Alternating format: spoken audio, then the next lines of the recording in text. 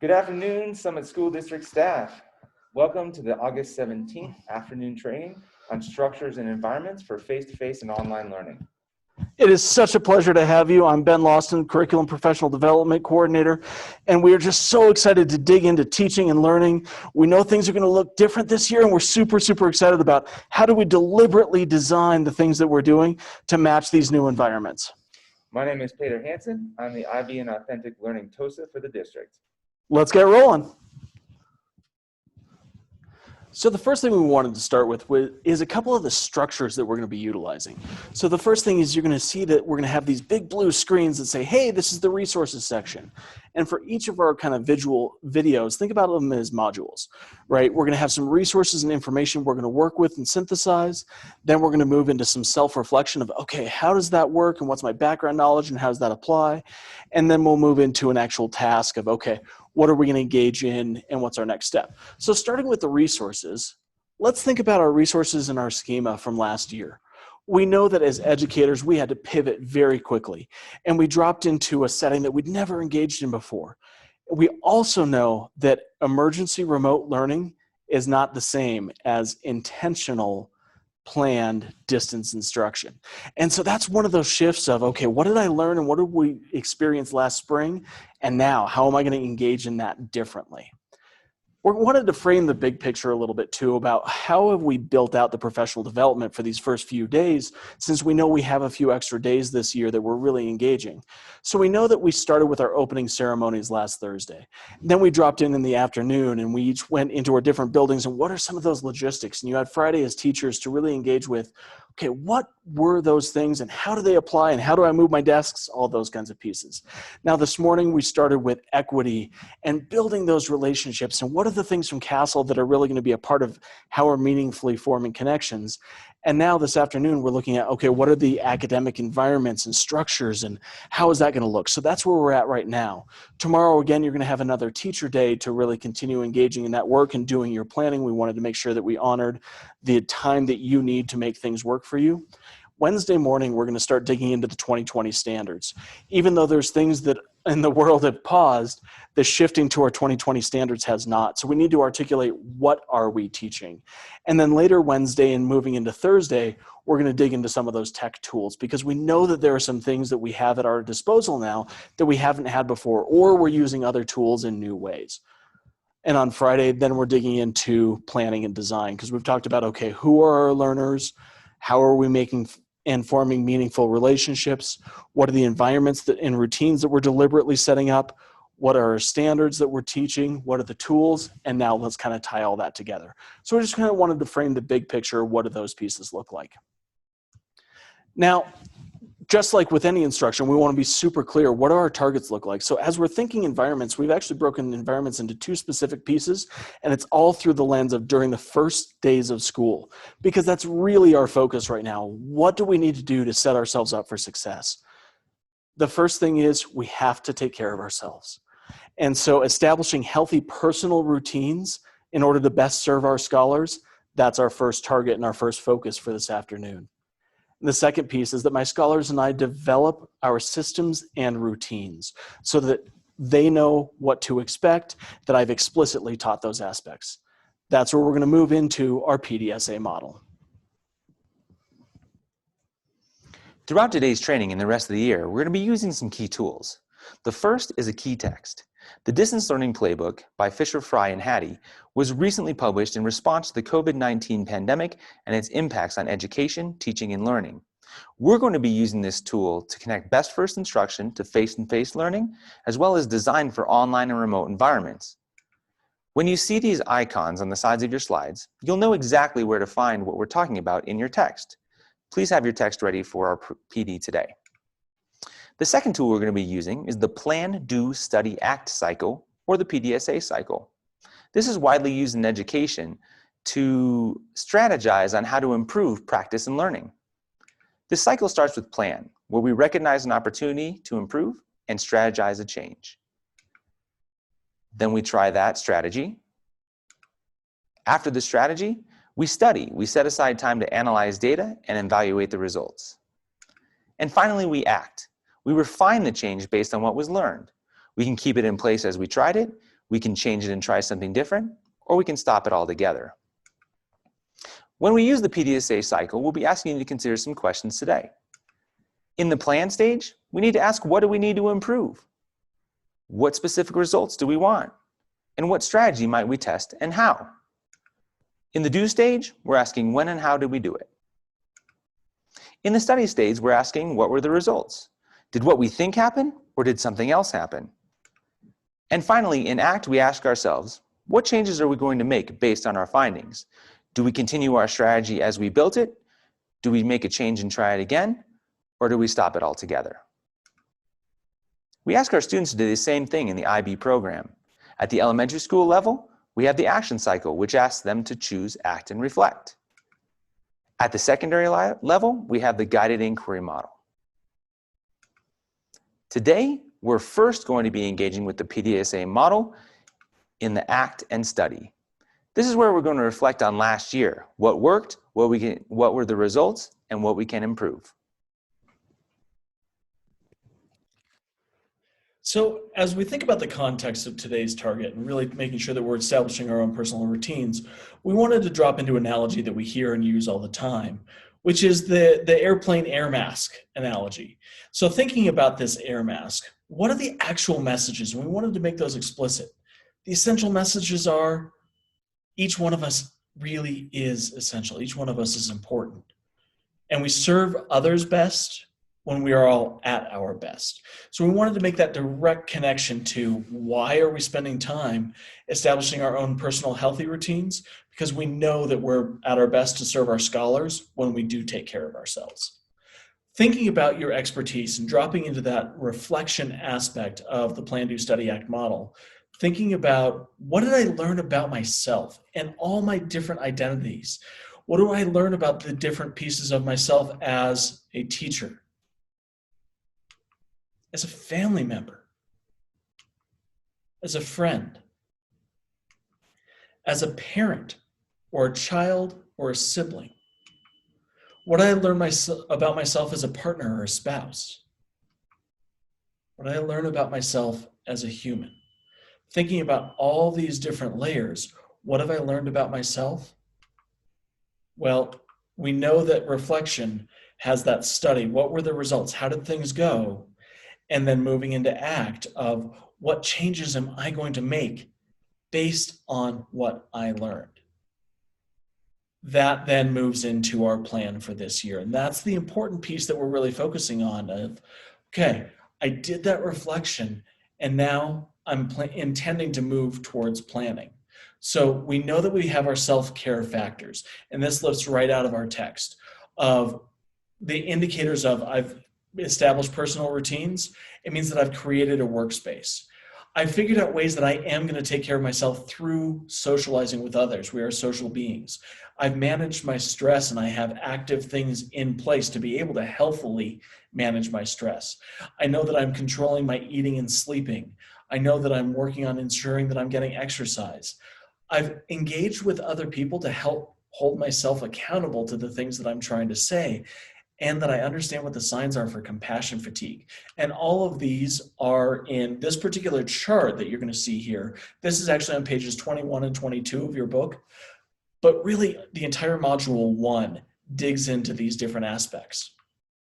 So as we're thinking about those factors, right now we're going to really spend time and give you the opportunity to think about how another teacher during the COVID experiences during the spring has engaged in that. So we're going to go ahead and load up. And we also wanted to make sure that we showed you this online database, because you can see here for every single module, there are over 50 videos total that they recorded from different educators and different perspectives of what these different aspects looked like. So we wanted to both show you that that resource exists and play one particular educator who really thinks about how has she developed routines to take care of herself and what did she learn in her reflection.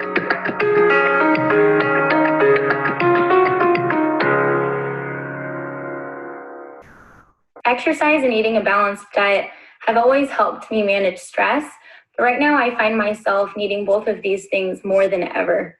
Before we shifted to distance learning, like most classroom teachers, I felt like I was on my feet and walking the classroom a lot. Now I know that I have to be so much more intentional about getting in my steps throughout the day.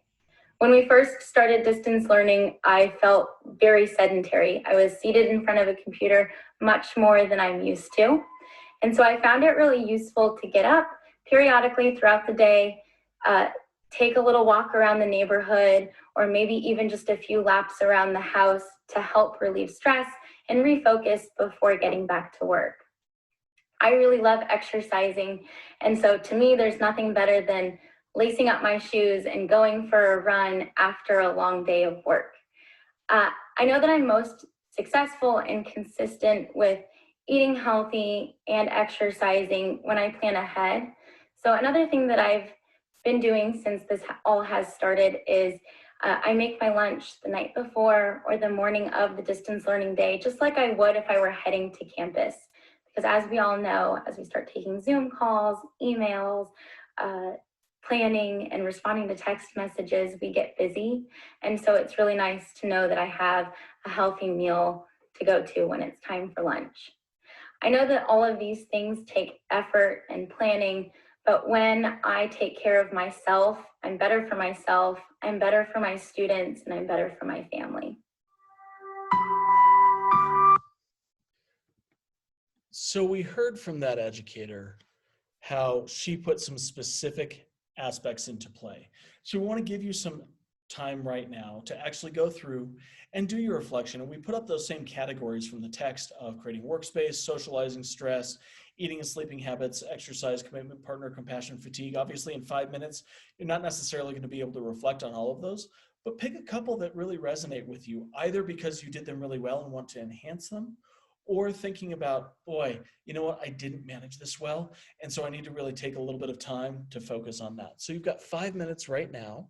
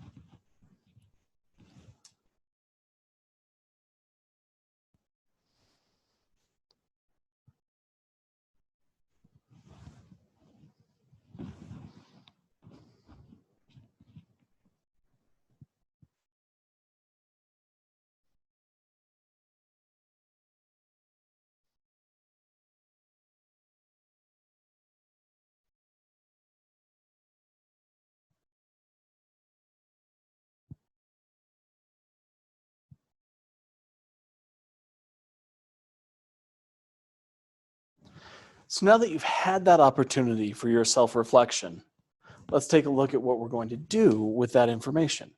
Remember, plan, do, study, act. So now that we've reflected, we're going to think about coming back to our target of establishing healthy personal routines. Now we're moving from act into plan. Okay, so we're going to outline 2 specific routines that you'll do to set yourself up for success.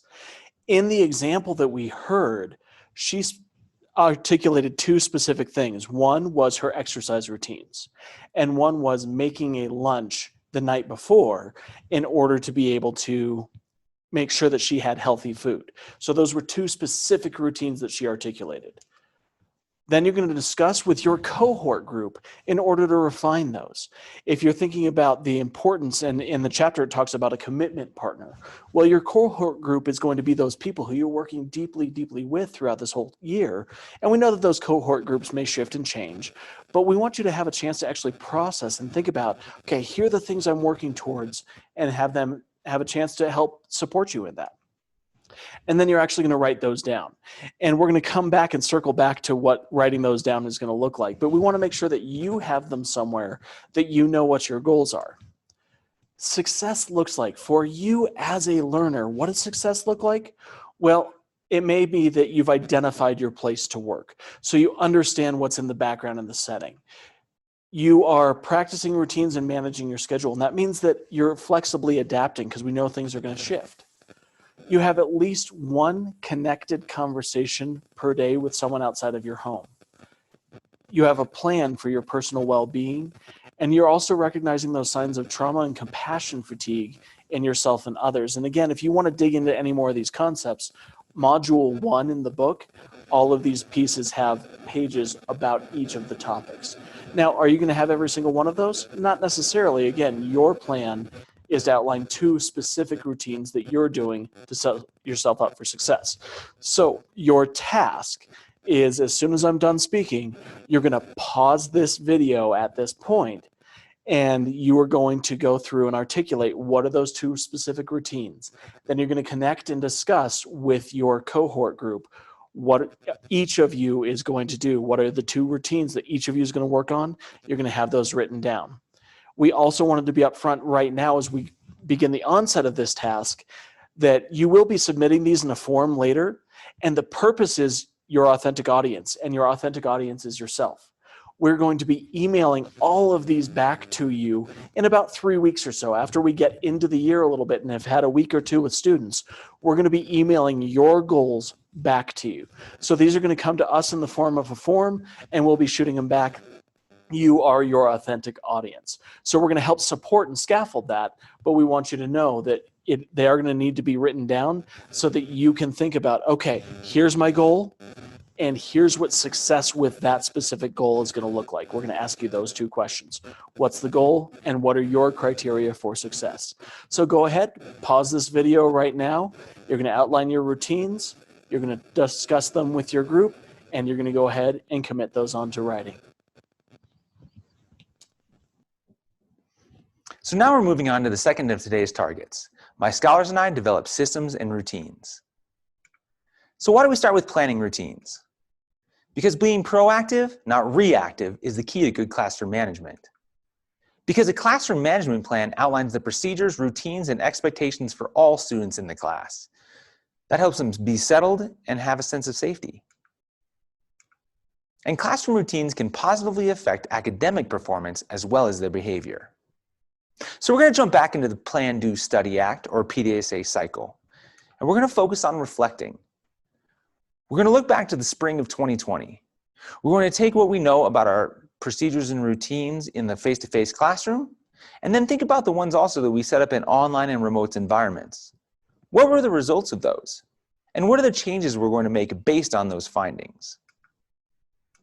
We're going to focus particularly on developing and teaching organizational and procedural routines for both environments, face-to-face and online and remote. So why do we need routines? Because they're predictability. We can see how this would be important not only in our own classrooms, but when students bring their learning home. Routine helps simplify a complex environment and inform students on exactly what to expect, what is expected of them, what is acceptable. Think about all the work we've done with PBIS, setting expectations up, setting up procedures and routines to support students in the learning, the unlearning, and the relearning of behaviors and skills. It allows students to quickly accomplish tasks and create smoother transitions. And it empowers students with greater responsibility and more self-management. That last one is going to be particularly important when our scholars go home on Wednesdays or on the days that they have hybrid learning, or if we transition to remote online learning. So what happens when we have these things in place, or what do we think will happen? They dedicate time to learning. At home, this is particularly important when their time is not parsed out for them. They're adaptable to learning and others learning.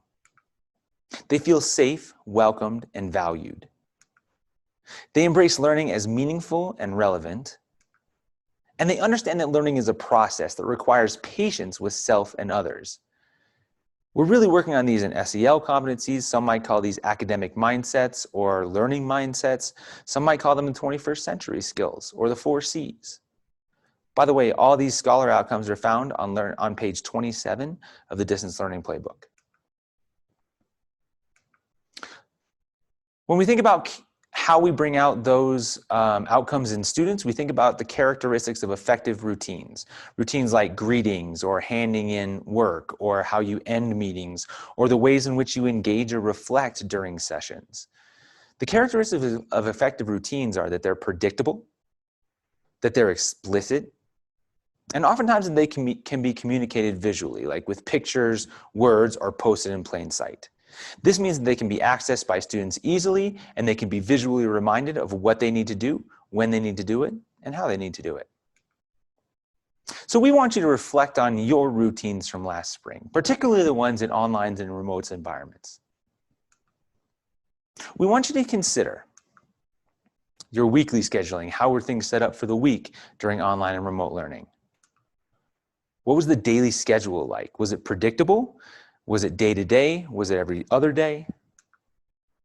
What signals did you utilize to get students to cue into things, to do work, or to start working? What did your transitions look like? Attention. How were materials accessed? What were the routines and procedures for accessing materials? And you were a material on Zoom as well. How were assignments submitted? All this can be found on page 33 through 34 of the Distance Learning Playbook. So here are some guiding questions. What were my expectations, procedures, and routines for synchronous learning when we were all together in one or a different environment, face-to-face or online and remote? What were my expectations for asynchronous learning? This can often mean how we are looking at guiding students in asynchronous environments. So if you think about Wednesdays when we'll be in PLGs, what kind of procedures and routines do we set up for students so that they have cues and they know how to progress, what they need to do, and how they need to do it when you're not around? So the first thing that we're going to do is reflect on your routines from last spring. Here are those questions. We're going to take 5 minutes to particularly think about online and remote environments, or the face-to-face environments or routines and procedures that you might have pulled into online and remote environments. We're going to do 5 minutes to reflect on those.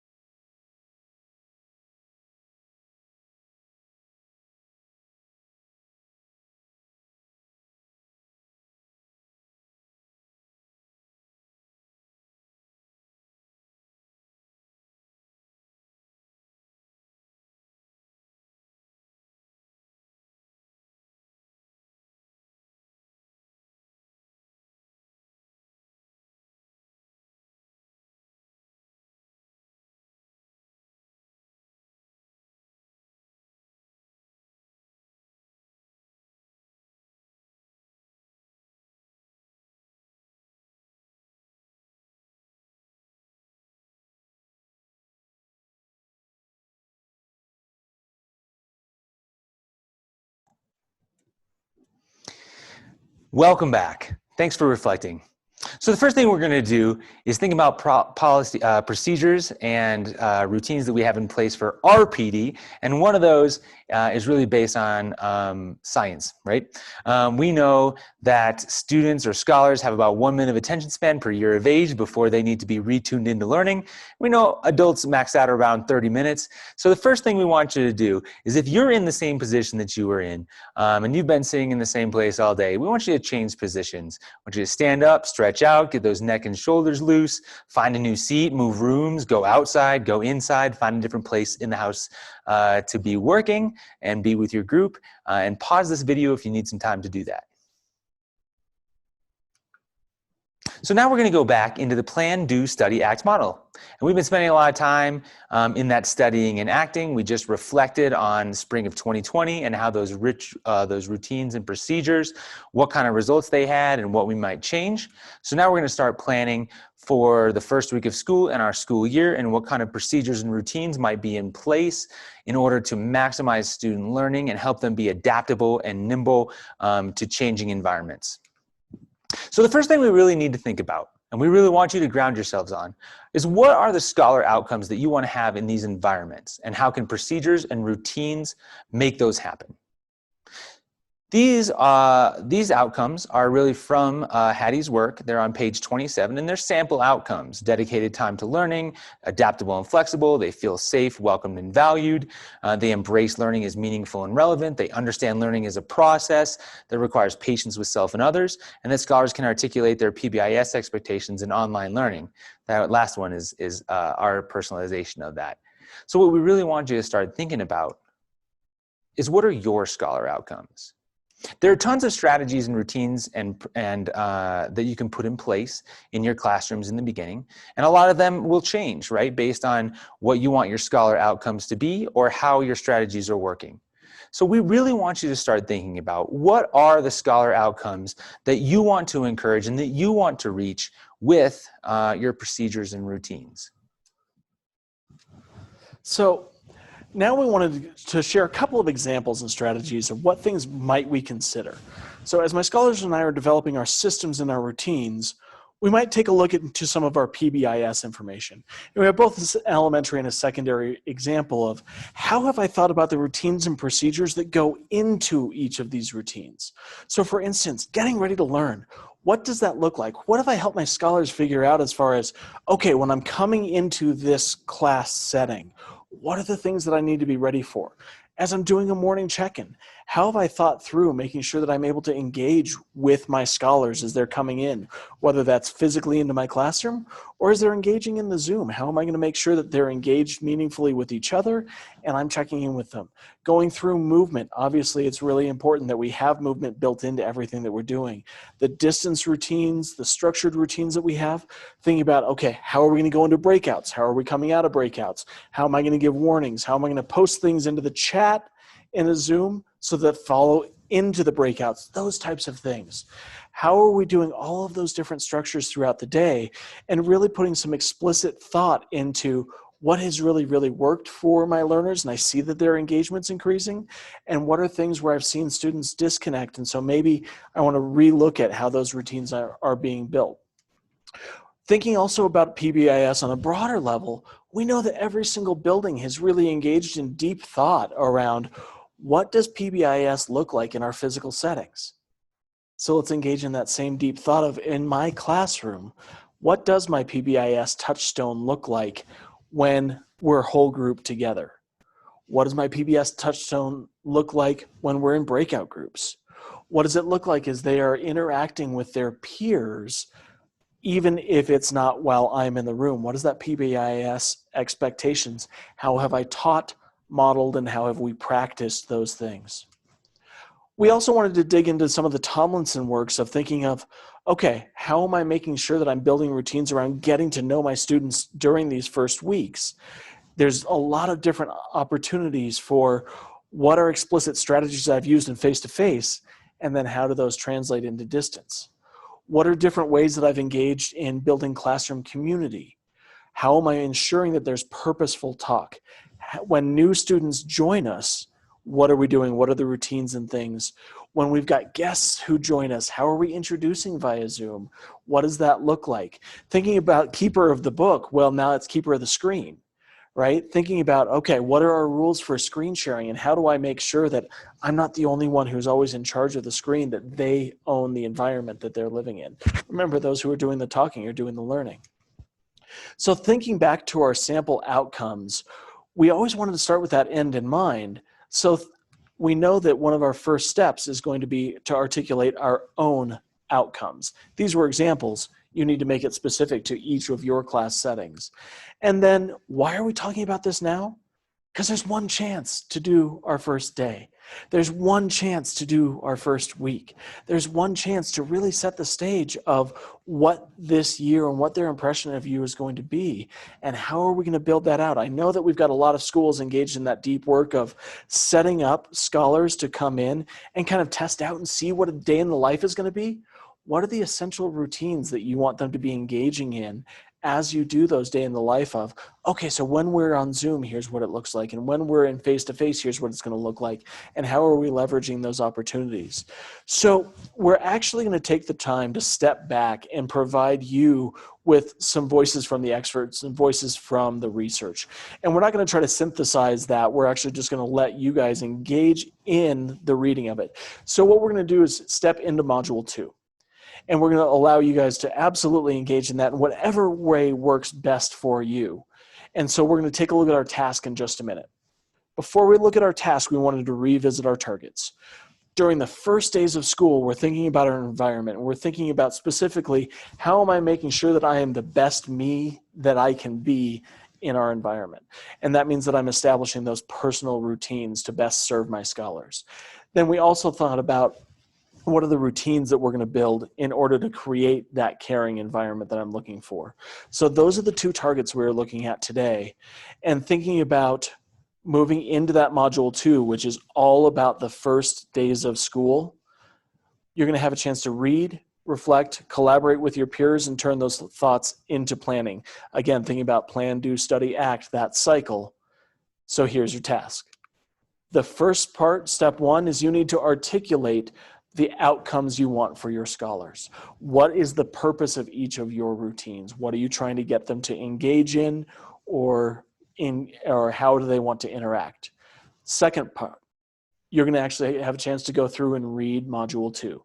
Okay, and that's that study aspect of PDSA. You're going to reflect, which is moving study into action.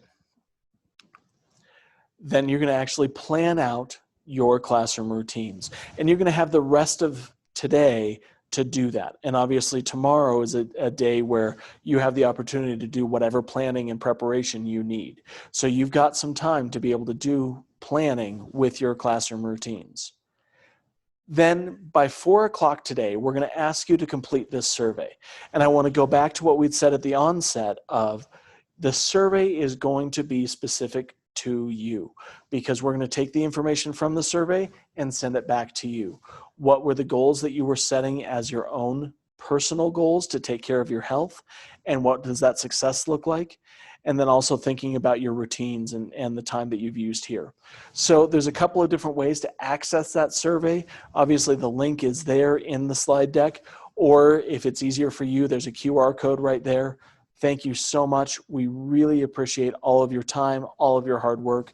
You are absolutely phenomenal. It is a pleasure getting to study the craft of teaching with you.